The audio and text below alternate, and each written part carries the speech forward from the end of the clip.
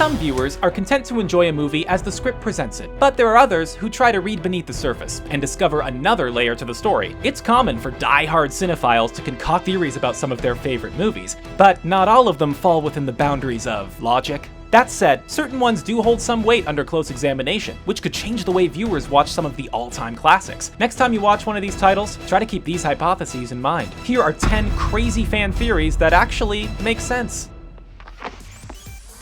Willy Wonka and the Chocolate Factory. Traveling to a factory where they make candy is a dream for many children, but Willy Wonka's is kind of a nightmare. Several of the golden ticket recipients meet their ultimate doom while taking the tour. Where did it lead to? To the furnace. The furnace! And the deaths may not have been accidental. Some fans believe that Wonka is actually a sadistic child murderer, pointing to the choreographed Oompa Loompa musical numbers as evidence. Shall we roll on? There's also the matter of the horrifying boat ride, which does not have an extra seat for the recently departed Augustus Gloop, implying his demise was on purpose. Apparently, Mr. Wonka wanted to teach Charlie some important life lessons before giving him the factory. Ferris Bueller's Day Off. Ferris Bueller's adventure through Chicago is great, but there's no denying it's a bit fantastical. How could Ferris, Cameron, and Sloane make the Windy City theirs for a day?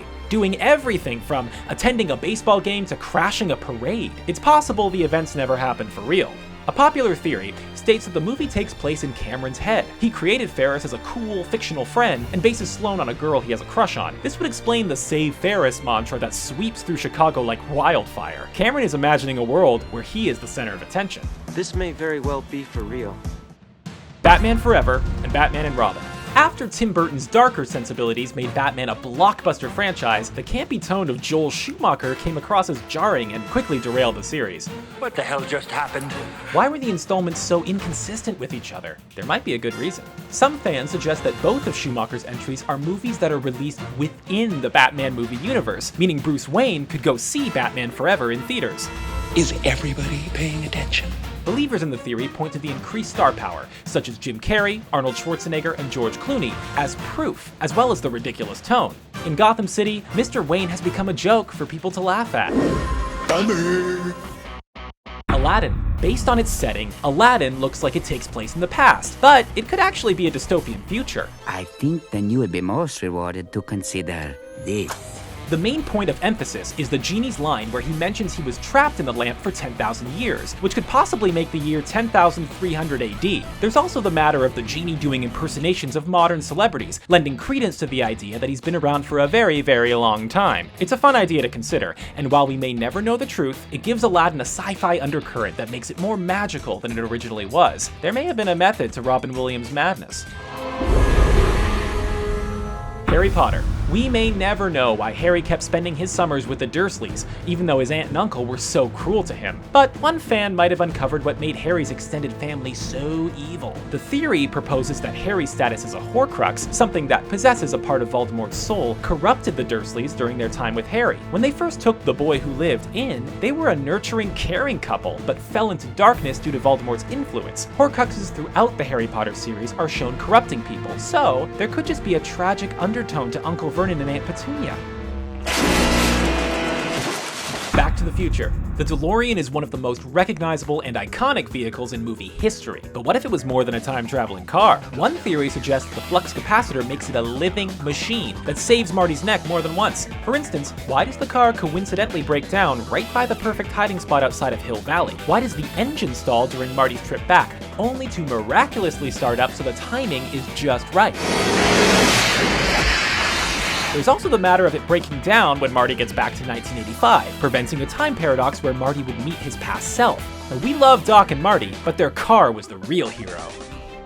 Star Wars. Stormtroopers are constantly mocked by Star Wars fans due to their inept ability to hit their targets. For trained soldiers, they aren't very effective in combat against the heroes. There might be a good reason for that. According to a fan theory, the troops were ordered to let Luke, Han, and Leia escape so Darth Vader could track the Millennium Falcon and learn the location of the Rebel base. Once the Falcon leaves the Death Star, Leia remarks that her rescue was easy and floats out the idea that the Empire is tracking them. It's the only explanation for the ease of our escape.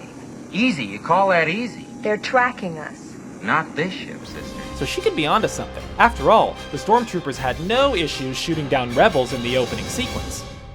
Skyfall. Javier Bardem's Silva was one of the best James Bond villains in years, bolstered by the intrigue of his history with MI6. Some suspect that his relationship with the organization ran deeper than the typical employee-employer dynamic. There's some evidence pointing to the belief that Silva is M's estranged son. The villain frequently refers to the character as Mommy. Mommy was very bad. And his coded message, "Think on your sins," is an anagram for "Your son isn't in HK," a reference to Silva's mission in China. It's also clear that Silva was a favorite of M's before Bond, and Silva seems full of grief talking with her. This may not have been a run-of-the-mill betrayal. Titanic.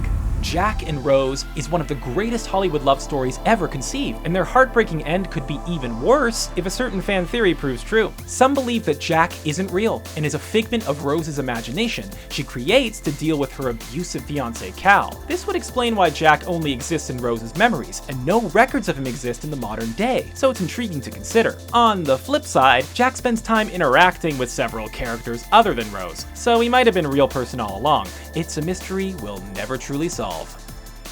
Return of the Jedi. Long before the Gungans, the Ewoks were the kid-friendly alien race that angered Star Wars fans. Many were dumbfounded by their ability to take down the highly resourced Empire in the Battle of Endor, swinging the tide of the Galactic Civil War. But there might be more to them than meets the eye. Viewers who like the Ewoks defend the cuddly creatures by saying they're actually vicious, bloodthirsty monsters. Remember that they were going to eat Luke, Han, and Chewie for dinner before Luke made C-3PO levitate. But I do believe they think I am some sort of god. The Ewoks are well versed in hunting and know how to take down their prey. They don't seem so cute now, do they? Those are our picks for movie theories that make some sense. Which ones did we miss? Sound off in the comment section below, and don't forget to subscribe so you can see our latest videos.